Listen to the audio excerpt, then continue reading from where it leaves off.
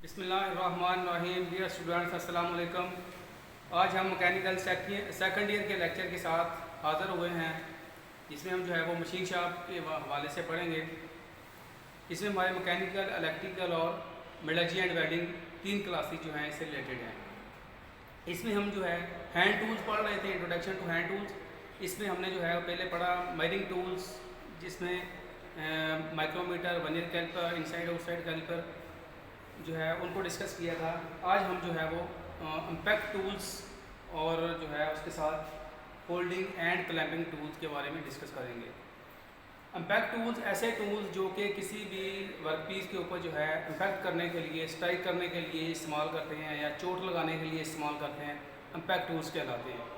Impact tool जो है हर shop के अंदर जो है वो हमें ज़रूरत पड़ती है काम के दौरान किसी भी वर्कपीस के ऊपर स्ट्राइक करने के लिए। इसमें हमने सबसे पहले देखा है ball pin hammer. Ball pin hammer जो है ऐसा हैमर है जिसके जो है एक साइड के ऊपर बॉल की शेप बनी होती है, इसलिए इसको हम बॉल पिन हैमर कहते हैं। और दूसरी साइड के ऊपर इसका जो है वो पिनिंग एंड होता है, जो कि स्ट्राइक करने के लिए इस्तेमाल होता है। किसी भी जो है वर्कपीस के ऊपर हमने किसी जो है वो शेप देनी है, उसके लिए जो है वो ये बॉल जो है हिस्सा जो है ये इस्तेमाल करते हैं किसी भी जॉब के ऊपर स्ट्राइक करने के लिए। इसके साथ दूसरा है जी cross pin hammer. Cross pin hammer भी जो है एक स्ट्राइकिंग टूल ही है जो कि स्ट्राइक के लिए इस्तेमाल करते हैं। इसके जो है एक हिस्सा जो है वो फ्लैट होता है, वेज टाइप, और दूसरा जो है वो पिनिंग एंड होता है। और ये भी जो है किसी वर्कपीस के ऊपर स्ट्राइक करने के लिए इस्तेमाल होता है। अगर हमने किसी जो है शीट को जो है वो उसके ग्रूव बनानी है तो उसके लिए इसका पिनिंग एंड जो है वो इसको इस्तेमाल करते हुए उसको दबा शीट को जो है वो नीचे प्रेस कर सकते हैं। उसके साथ है जी straight pin hammer. Straight pin hammer जो है ये सेम जो है वो क्रॉस पिन हैमर के होता है। ये भी जो है स्ट्राइकिंग टूल है और किसी भी वर्कपीस के ऊपर जो है स्ट्राइक करने के लिए इसका इस्तेमाल करते हैं। उसके साथ है सॉफ्ट हैमर्स। सॉफ्ट हैमर अगर हमने जो है वो ऐसा जो है जाब बनाया है जिसके ऊपर हमने स्ट्राइक करनी है और हम चाहते हैं कि इसके ऊपर निशानात ना पड़े, क्योंकि अगर हम जो है वो मेटल के हैमर से उसके ऊपर स्ट्राइक करेंगे तो उसकी सतह के ऊपर जो है वो निशान पड़ जाएंगे तो आपका वर्कपीस जो है वो ख़राब हो जाएगा।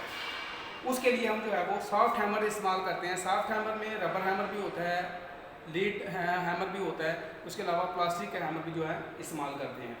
इसके ज़रिए से जब हम चोट लगाते हैं किसी वर्कपीस के ऊपर तो उससे क्या होता है कि जब आपकी सतह के ऊपर जो है वो निशानात नहीं पड़ते हैं, उसकी सतह जो है बिल्कुल ठीक रहती है। इसलिए हम जो है वो जो तैयार जाब होता है उसके ऊपर जो है स्ट्राइक करने के लिए हम इस्तेमाल करते हैं, या थिन शीट के ऊपर पतली शीटों को जो है वो सीधा करने के लिए इस जो है वो सॉफ्ट हैमर का इस्तेमाल करते हैं।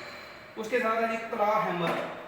क्लॉ हैमर मोस्टली जो है भी एक स्ट्राइकिंग टूल है। ये वुड वर्कशॉप के अंदर जो है मोस्टली इस्तेमाल होता है। इसका जो है वो एक हिस्सा जो है इसके अंदर स्लॉट कटिंग होती है और दूसरा हिस्सा पिनिंग एंड। इस हिस्से से हम स्ट्राइक करते हैं और जिसमें ये स्लॉट कटी हुई है इस हिस्से के ज़रिए से हम लकड़ी में से कोई नेल वगैरह है उसको इंसर्ट करने के लिए, निकालने के लिए इसका इस्तेमाल करते हैं।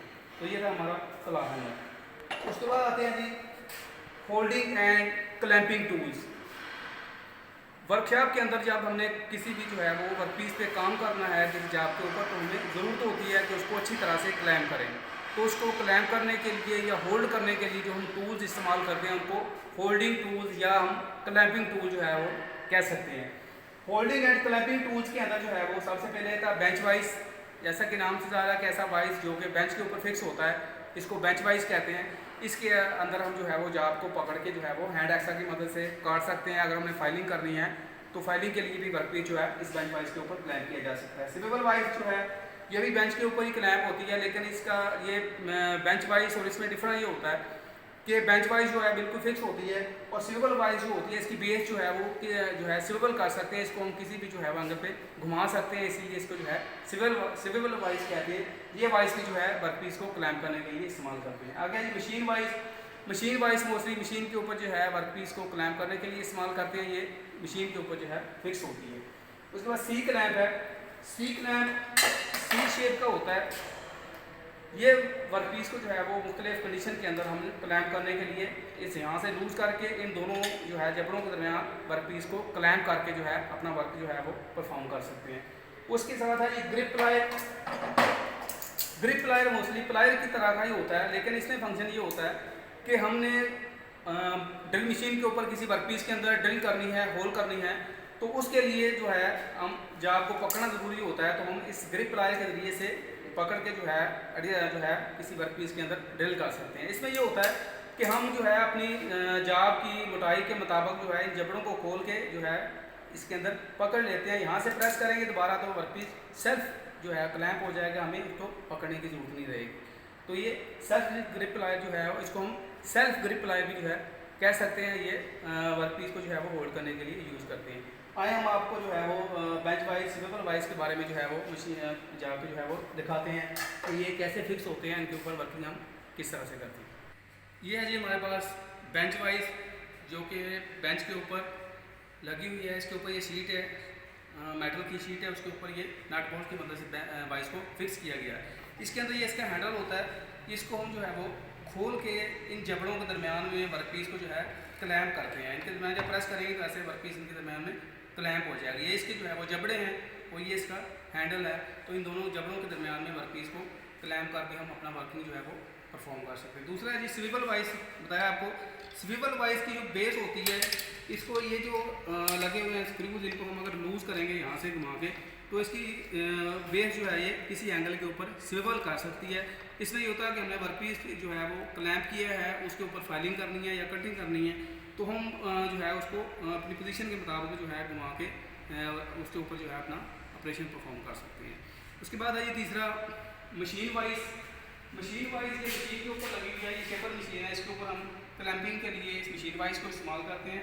इसके अंदर भी जो है जब हम इसको खोलेंगे तो ये इस तरह के जबड़े जो हैं वो इसे हैंडल के जरिए से खोलेंगे, तो इसके दरमियान में हम वर्कपीस को पकड़ के तो अपना जो है ऑपरेशन जो है परफॉर्म कर सकते हैं। तो मशीन वाइज जो है ये किसी भी मशीन के ऊपर, ये शेपर मशीन के ऊपर भी होती है और मिलिंग मशीन के अंदर भी वर्कपीस को क्लैंप करने के लिए इस्तेमाल किया जाता है। तो ये था हमारा आज का लेक्चर क्लैंपिंग टूल्स और इम्पैक्ट टूल्स के बारे में। नेक्स्ट इंशाल्लाह अगले लेक्चर के हवाले से हाजिर होंगे। उस वक्त तक के लिए अल्लाह हाफ़िज़।